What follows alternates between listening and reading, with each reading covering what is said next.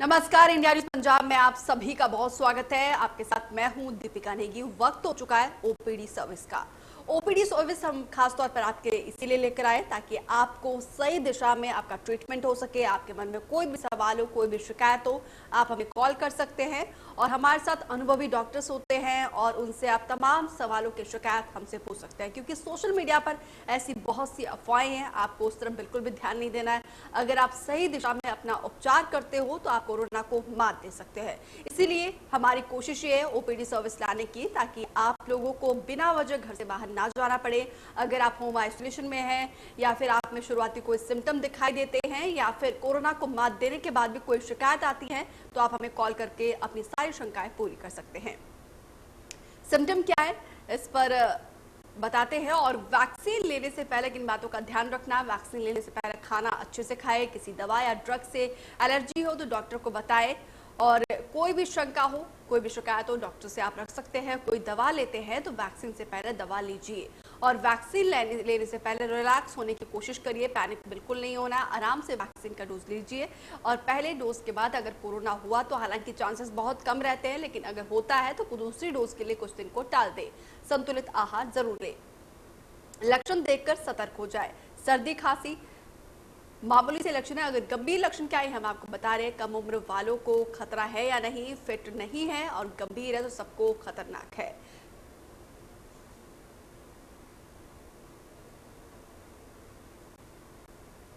तो चलिए वैक्सीन पर बात करने के लिए आज हमारे साथ डॉक्टर अक्षय कुमार शर्मा जुड़े हैं, जिनसे जानते हैं वैक्सीन के बारे में।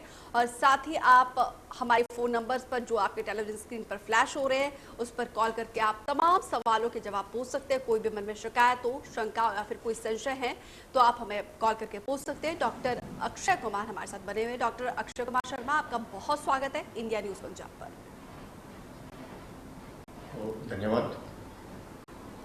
डॉक्टर अक्षय कुमार शर्मा, मेरा पहला सवाल ये है, हिमाचल में मौजूदा हालात क्या है, किस तरीके के लोगों को और एहतियात बरतने की जरूरत है?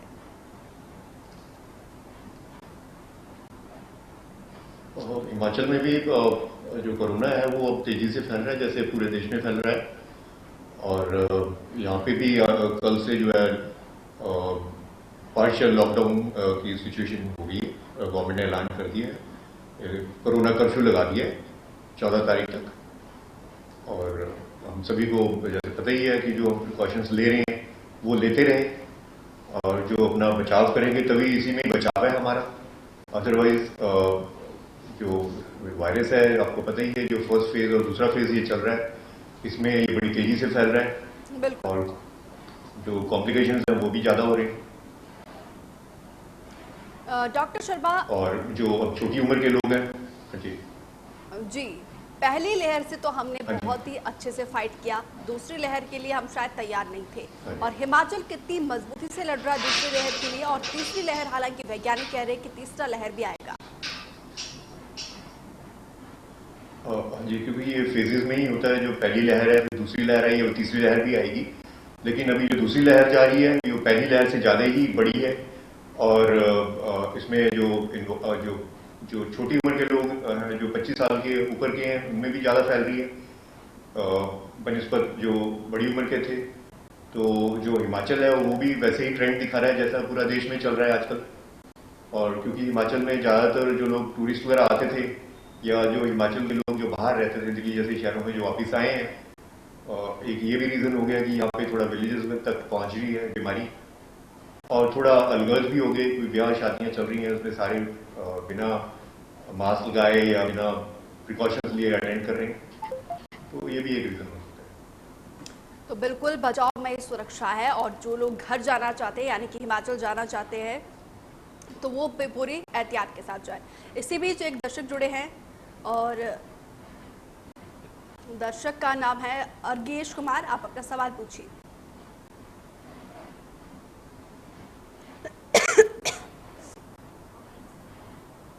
हेलो अर्गेश जी, पहले अपने टीवी का वॉल्यूम कम करिए फिर सवाल पूछिए। नमस्कार जी। नमस्कार। हाँ जी, डॉक्टर साहब से पूछना चाहते हैं, अभी शुगर वाला मरीज है जो, जिसको शुगर है, वो ये वैक्सीन ले सकता है? बिल्कुल। जो जैसे शुगर के मरीज हैं, ब्लड प्रेशर के मरीज हैं, जितने भी ये जिनको बोलते हैं हाई कोमॉर्बिडिटी वाले पेशेंट्स हैं, इनको तो बहुत ही ज़रूरी है वैक्सीन लेना, क्योंकि जो चांसेस कॉम्प्लिकेशन के होते हैं वो ऐसे लोगों में ज़्यादा होते हैं। और जो वैक्सीन ले लेंगे तो एक प्रोटेक्शन लेयर उनमें आ जाती है। तो ये बहुत ज़रूरी है कि जो लोग डायबिटीज़ या हाइपरटेंशन वाले, ब्लड प्रेशर वाले लोग हैं, वो ये वैक्सीन लगवाएं।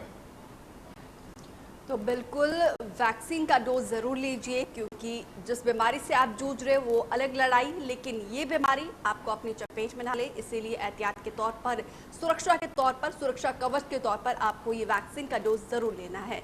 डॉक्टर शर्मा, लोगों के मन में इतने सवाल क्यों है वैक्सीन को लेकर? हालांकि सरकार की तरफ से, स्वास्थ्य विभाग की तरफ से बार बार यही कहा जा रहा है वैक्सीन का डोज जरूर ले, लेकिन इतने भयावह फेस होने के बावजूद लोगों के मन में अभी भी बहुत सारे सवाल है, शंका है, संशय बना हुआ है, क्या हम वैक्सीन का डोज ले सकते हैं, नहीं ले सकते, आखिर क्यों?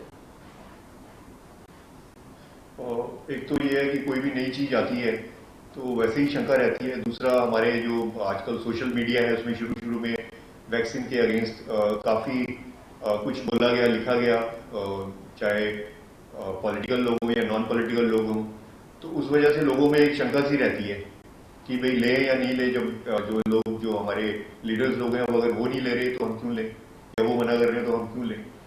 तो ये मैं सोचता हूँ कि ये बिल्कुल ही निराधार है। तो जितना जल्दी हो सके जहाँ अवेलेबल है उनको ले लेनी चाहिए। और खासकर जो लोग जैसे जो कोमोर्बिडिटी वाले हैं, जैसे डायबिटीज वाले, ब्लड प्रेशर वाले, या जो भी ऐसी बीमारियां हैं जो हाई रिस्क जिनको पेशेंट बोलते हैं, तो उनको सबसे पहले लगवानी चाहिए जहाँ पे भी अवेलेबल है वैक्सीन। डॉक्टर शर्मा, मेरा अगला सवाल ये है, क्या गर्भवती महिलाएं और जो माताएं स्तनपान करवा रही है, क्या वो वैक्सीन का डोज ले सकती हैं? और ऐसे कौन से पेशेंट हैं जो क्रिटिकल फेज पे है, क्या वो वैक्सीन का डोज ले सकते हैं? देखिए, जो जैसे जो प्रेग्नेंट लेडीज हैं उनका ऐसे कोई स्टडी तो भी मैंने पढ़ी नहीं है कि ले सकती हैं या नहीं ले सकती हैं, लेकिन जो लोग ब्रेस्ट फीडिंग करती हैं उनको तो ले लेनी चाहिए, जो कंसेंसस है।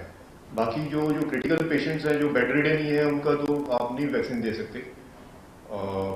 बाकी जो भी, जैसे मैंने बताया, जो भी कोमॉर्बिडिटीज वाले हैं, वो सारे ही वैक्सीन उनको लेनी चाहिए जब भी, जहाँ पे भी अवेलेबल हो। तो बहुत अहम जानकारी साझा कर रहे हैं आप डॉक्टर शर्मा। इसी बीच एक और दर्शक जुड़े हैं, अवतार सिंह। अवतार जी, आपका सवाल क्या है? मेरा सवाल ये है कि क्या बच्चों में, जो छोटे बच्चे हैं, आप अपना सवाल कंप्लीट करिए। हाँ जी डॉक्टर साहब, मेरा सवाल ये हाँ है जी। कि जो बच्चों में बीमारी ना फैले, एवरमेक्टिन या लहरिको का कोई रोल है प्रोफिलैक्टिक? और दूसरा सवाल ये है, जो आजकल एंटीबॉडी कॉकटेल अवेलेबल हुआ इंडिया में, उसका क्या रोल है? Is it available now in India और नॉट? देखिए, ये जो भी ये आइवरमेक्टिन या ये जो भी है, वो इनका रोल या कोई रोल है या नहीं है, इसका कुछ बताना मुश्किल है, क्योंकि हर थोड़े दिनों बाद एक स्टडी आ जाती है कि भाई ये देनी चाहिए या नहीं देनी चाहिए। तो बेटर ये होता है कि आप जैसे जो बच्चों को अगर कोई मेडिसिन देनी है, तो जो पीडियाट्रिशियंस हैं उनसे आप बात करें अपने बच्चों के कि भाई ये मेडिसिन हम दे सकते हैं। आइवरमेक्टिन तो वैसे भी देते ही हैं, जो कीड़ों की है, 12 मिलीग्राम। लेकिन एक बार फिर भी आप अपने जो लोकल जो पीडियाट्रिशियन है, बच्चों के डॉक्टर हैं, उनको कंसल्ट करें। तो उम्मीद करते हैं अवतार जी आपको आपके सवाल का जवाब मिला होगा। डॉक्टर शर्मा, बच्चों को लेकर लोगों के मन में बहुत से सवाल हैं, क्योंकि ये बीमारी, कोरोना का नया स्ट्रेन बच्चों को भी अपनी जद में ले रहा है। किस तरीके के आप टिप्स देना चाहोगे? क्या एहतियात बरते बच्चे बिलो 18 कि वो अपने आप को प्रोटेक्ट करके रह सके, क्योंकि बिलो 18 के लिए अभी वैक्सीन नहीं आई है। हालांकि वैज्ञानिक जो है इसके शोध पर भी लगे हुए हैं, पर फिलहाल के लिए क्या ऐसा आप उनको टिप्स देना चाहोगे? क्या वो एहतियात बरते कि अपने आप को दुरुस्त रखे?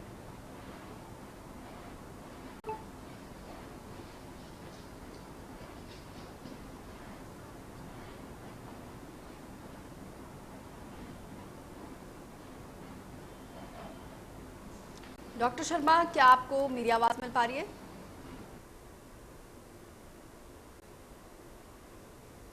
तो तो डॉक्टर शर्मा से हम कांटेक्ट करने की कोशिश करेंगे। तो लगातार हमारी कोशिश ये है ताकि आपको आपके तमाम सवालों के जवाब मिल सके, इसीलिए हम आपके लिए खास तौर पर ओपीडी सर्विस लेकर आए हैं। आपको बिना वजह घर से बाहर ना निकलना पड़े, क्योंकि इस वक्त हालात कहीं ना कहीं हमारे पक्ष में नहीं है। कोरोना की चेन को तोड़ने के लिए आपको भी अपनी जिम्मेदारी बखूबी निभानी है। जब भी कोई शुरुआती लक्षण दिखाई दिए, जिस हिसाब से आप टेलीविजन स्क्रीन पर देख सकते हैं, ये सिम्टम्स है, ग्राफिक्स के जरिए बाकायदा हम आपको समझा रहे हैं। चेस्ट में पेन हो, छाती फूल रही, कोविड निमोनिया हो, खांसी हो, जुकाम हो या फिर खांसते समय क्लॉट हो, ये शुरुआती सिम्टम है। आपको शुरुआत में अगर इनिशियल स्टेज में अगर आप अपने आप को कंट्रोल करोगे तो आप इस महामारी को मात दे सकते हो। आपको कोई लापरवाही नहीं बरतनी है, जरा सी भी चूक बहुत बड़ी समस्या को आप खुद दावत देते हो। इसीलिए हम आपसे बार बार यही अपील कर रहे हैं, आप सोशल मीडिया पर जो अफवाहें फैल रही है उस पर बिल्कुल भी फोकस मत करिए। डॉक्टर से, अनुभवी डॉक्टर से अपना जो भी सवाल है उनसे पूछ सकते हो और उनके जवाब के मुताबिक ही अपना ट्रीटमेंट शुरू करिए। और शुरुआती लक्षण में ही खुद को सबसे पहले होम आइसोलेट करिए। तमाम जो गाइडलाइंस डॉक्टर्स के तहत की गई है उन सभी नियमों का पालन करें, इसीलिए आप इस महामारी को मात दे सकते हैं। तो हमारी कोशिश ये है इस कोरोना के संकट काल में जिस जिम्मेदारी से हम खबरें दिखाते हैं, आप तक खबरें पहुंचाते हैं, इस महामारी के काल में हमारी कोशिश ये है आपके स्वास्थ्य का ख्याल रखना हमारी कोशिश है। इसीलिए इंडिया न्यूज़ की मुहिम ये है ओपीडी सर्विस लाने की, ताकि आपको बिना वजह घर से बाहर ना निकलना पड़े। तो एक तय समय पर हम ये प्रोग्राम लेकर आते हैं ताकि आपके तमाम सवालों के जवाब मिल सके और जो लक्षण है किस तरीके के एहतियात बरतते हैं ये हम आपको लगातार बता रहे हैं। हालांकि जिस हिसाब से महामारी फैल रही है उस हिसाब से अफवाहें भी बहुत सारी है, आपको अफवाहों पर बिल्कुल ध्यान नहीं देना है। अपने आप को मानसिक रूप पर भी दुरुस्त रखना है, इम्यूनिटी अपना स्ट्रांग रखना है, फिजिकली मेंटली आपको एकदम फिट रहना है, तभी हम इस महामारी को मात दे सकते हैं। एकजुटता दिखानी है और जो गाइडलाइंस जारी की गई है उन सभी नियमों का पालन करना है। तो डॉक्टर शर्मा से हमारा संपर्क हो पाया। इसी बीच एक दर्शक भी जुड़े हैं, दर्शक नवलीन कौर, आप अपना सवाल पूछिए।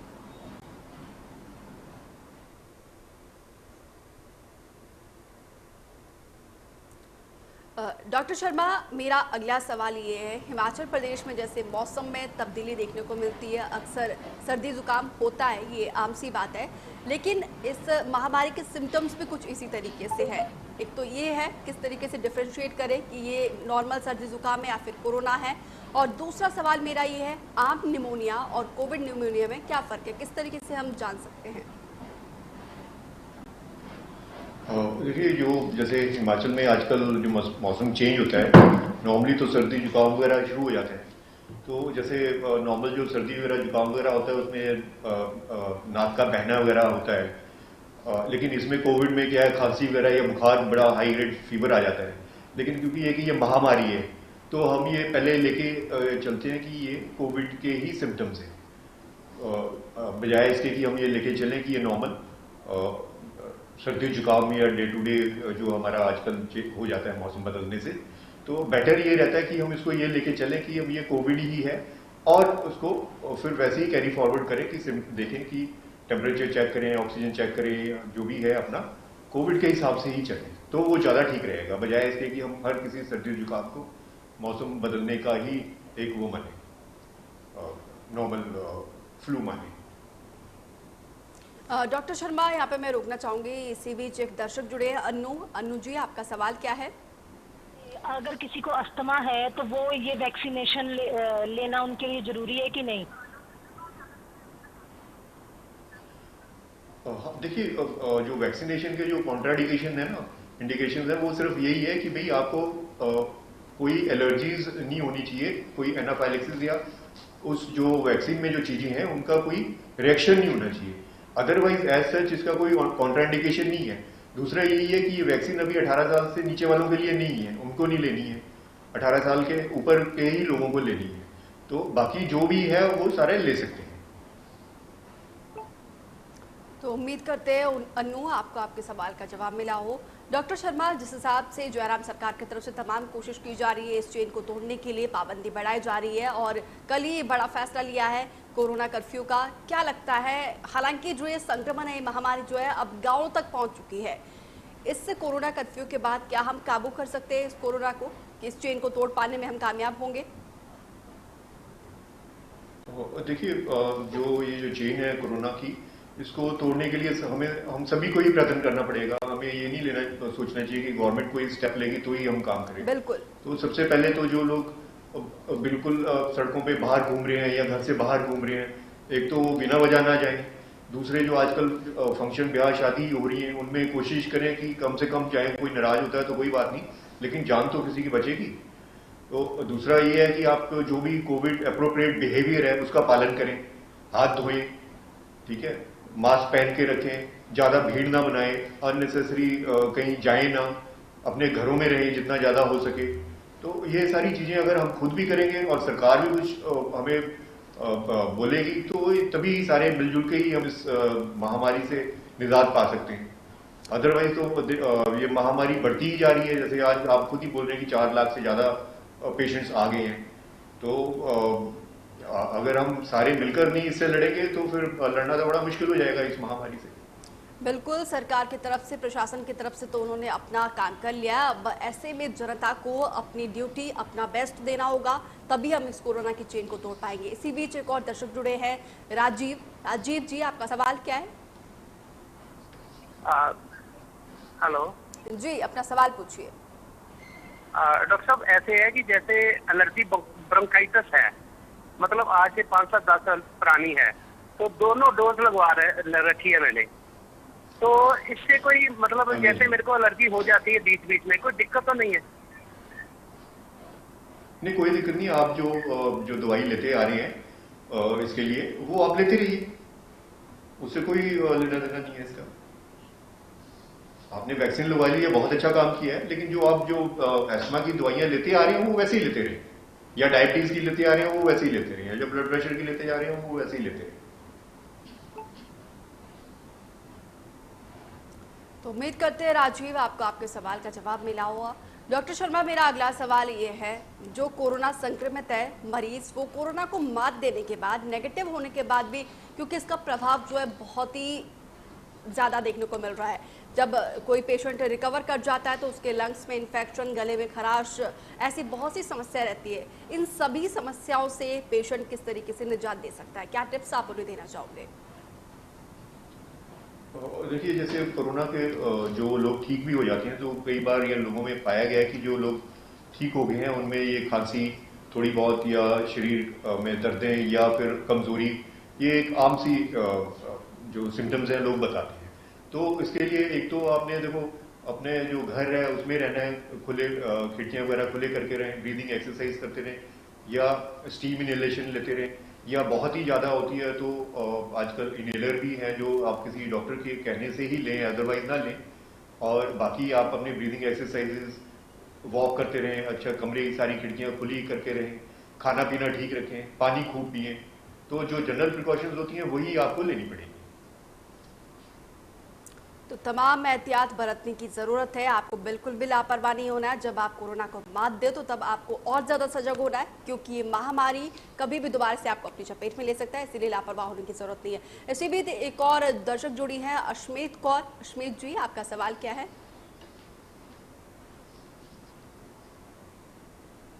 कि मेरे नाना जी हैं, वो हार्ट पेशेंट भी है और उन्हें पहले माइल्ड सा ब्रेन हेमरेज भी हुआ था, और वो ब्लड थिनर्स और बीपी की मेडिसिन भी लेते हैं। क्या वो वैक्सीन लगवा सकते हैं? देखिए, जैसे जो वैक्सीन है, बेसिकली जो कॉन्ट्राइंडिकेशन है वो तो मैंने आपको बता दी कि कोई एनाफाइलेक्सिस या किसी चीज़ का रिएक्शन नहीं है। जहाँ तक जो लोग ब्लड थिनर्स वगैरह लेते हैं, तो हमें सिर्फ प्रिकॉशन यही लेनी होती है कि भाई जहाँ पे हम नीडल इंसर्ट कर रहे हैं वो थोड़ी देर ज़्यादा आपको दबा के रखना पड़ेगा, क्योंकि उसमें थोड़ा ब्लीडिंग के चांसेस हो जाते हैं, तो बेटर है कि, और ऐसे कोई इनको कॉन्ट्राइंडिकेशन है। तो उम्मीद करते हैं अश्मित कौर, आपको आपके सवाल का जवाब मिला होगा। डॉक्टर शर्मा, जैसे कि आप डॉक्टर्स कह रहे हैं कि इस महामारी को इनिशियल स्टेज में ही कंट्रोल किया जा सकता है और घर पर रहकर किया जा सकता है, अस्पताल जाने की ज़रूरत नहीं है। इस हिसाब से अधिकतर लोगों ने अब घर पर ही ऐसे डिवाइस रखे हैं, थर्मामीटर, ऑक्सीमीटर रखा हुआ है, और कुछ लोग इतने पैनिक हो रहे हैं, उसको फ्रिक्वेंटली यूज़ कर रहे हैं। हालांकि फ्रिक्वेंटली यूज करने से उसका परिणाम जो है इतना सही नहीं आता है। आप टाइमिंग बताइए कब इस्तेमाल करना चाहिए और ऑक्सीमीटर और थर्मामीटर में कितना डिफरेंस होना चाहिए, किस समय में कितना गैप होना चाहिए समय का। डॉक्टर शर्मा, इस सवाल का जवाब मैं लूंगी। अभी एक और दर्शक जुड़े हैं, रोहित जी, आप अपना सवाल पूछिए। हेलो जी, हेलो डॉक्टर साहब, अपना सवाल पूछिए रोहित जी। आप सर, मेरा सवाल है जी, आजकल एक सोशल मीडिया पे मैसेज वायरल हो रहा है कि ये 5G रेडियस की वजह से जो ये इन्फेक्शन ज्यादा बढ़ रहा है, क्या ये मतलब सोशल मीडिया पर जो सरवाइव हो रहा है ये सही है?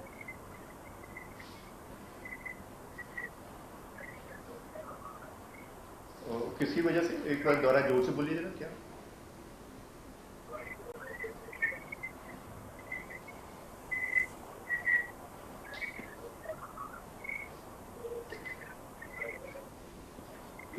मेरा सवाल है सर, ये 5G रेडियस का सोशल मीडिया पर काफी मैसेज वायरल हो रहा है, क्या ये जो कोरोना वायरस है 5G रेडियस की वजह से ही जो है मतलब तैयार हुआ है या शुरू हुआ है? 5G रेडिएशन की वजह से? नहीं, ऐसा तो कुछ भी नहीं है। 5G रेडिएशन से इसका कोई लेना देना नहीं है, ये तो वायरस है। आपको पता ही है, ये एक ह्यूमन से दूसरे ह्यूमन में फैलता है। जो हम खांसते हैं, कफ करते हैं, जो हवा में वायरस उड़ता है वो एक दूसरे के ऊपर जाके गिरता है, तो वो हम इनहेल करते हैं मुंह से या नाक से, तो उससे फैलता है। इससे 5G या 4G या 3G से कोई लेना देना नहीं है।